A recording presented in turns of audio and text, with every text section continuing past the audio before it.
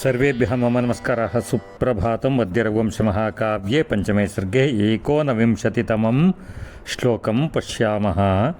ततो यथावद्विहिताध्वराय तस्मै स्मयावेशविवर्जिताय वर्णाश्रमाणां गुरवे सवर्णी विचक्षणः प्रस्तुतमाचचक्षे।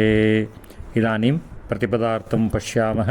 ततः अनन्तरं यथावत् विहिताध्वराय यथार्हं विधिवत् अनुष्ठित यज्ञाय तस्मै रघवे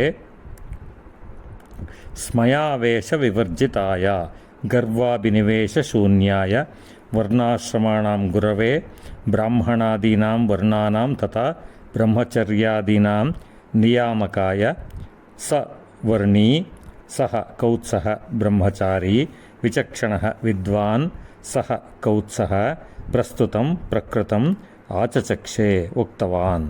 इदानीम् अन्वयं पश्यामः। ततो यथावत् विहिताध्वराय स्मयावेशविवर्जिताय वर्णाश्रमाणां गुरवे तस्मै विचक्षणः वर्णी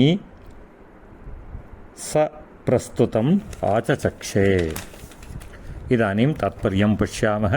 किं वस्तु कियत् प्रमाणे दातुं भवान् इच्छसि इति यदा रघुमहाराजः पृष्टवान् तदा वर्णी इत्युक्ते ब्रह्मचारी विचक्षणः विद्वान् कौत्सः रघुं यः विधिवत् विश्वजित्यागम् अनुष्ठितवान् चेदपि निगर्वी राज्ये वर्णाश्रमाणां नियामकः रघुं प्रकृतं विद्यमानं वक्तुम् आरब्धवान्। सर्वेभ्यः पुनः मम नमस्कारः। ಶುಭದಿನಂ.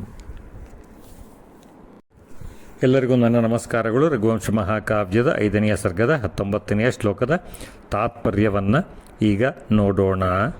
ಕಿಂ ವಸ್ತು ಕಿಯತ್ ಪ್ರಮಾಣೆ ದಾತುಂ ಇಚ್ಛಸಿ ಭವಾನ್ ಅಂತ ಕೇಳಿದ ರಘು ಮಹಾರಾಜನು ಕೌತ್ಸನಿಗೆ ಕೇಳ್ತಾ ಇದ್ದಾನೆ.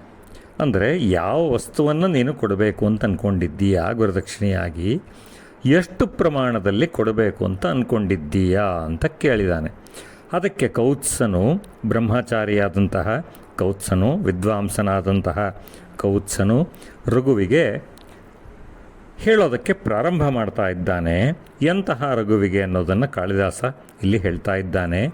ಯಾರು ವಿಧಿವತ್ತಾಗಿ ವಿಶ್ವಜಿತ್ಯಾಗವನ್ನು ಅನುಷ್ಠಾನವನ್ನು ಮಾಡಿದ್ದಾರೆಯೋ ಮತ್ತು ಇಷ್ಟೆಲ್ಲ ಬೃಹತ್ತಾದಂತಹ ಯಜ್ಞವನ್ನು ಮಾಡಿದ್ದಾಗ್ಯೂ ನಿಗರ್ವಿಯಾಗಿ ಇದ್ದಾರೆಯೋ ಮತ್ತು ರಾಜ್ಯದಲ್ಲಿ ವರ್ಣಾಶ್ರಮಗಳ ನಿಯಾಮಕನಾಗಿ ಅಂದರೆ ಸಾರ್ವಭೌಮನಾಗಿದ್ದರಿಂದ ವರ್ಣಾಶ್ರಮದ ನಿಯಾಮಕನಾಗಿ ಯಾರು ಇದ್ದರೋ ಅಂತಹ ರಘುವಿಗೆ ಪ್ರಕೃತಂ ವಿದ್ಯಮಾನಂ ಅಂತಂದರೆ ಏನು ನಡೀತು, ಯಾತಕ್ಕೋಸ್ಕರ ಅವನು ಗುರುದಕ್ಷಿಣೆಯನ್ನು ಕೊಡಬೇಕಾಗಿದೆ, ಏನನ್ನು ಕೊಡಬೇಕಾಗಿದೆ ಎಂಬೆಲ್ಲ ವಿದ್ಯಮಾನಗಳನ್ನು ಹೇಳಲು ಪ್ರಾರಂಭ ಮಾಡಿದ್ದಾನೆ. ಸರ್ವೇಭ್ಯಃ ಪುನಃ ಮಮ ನಮಸ್ಕಾರಾಃ. ಶುಭದಿನಂ.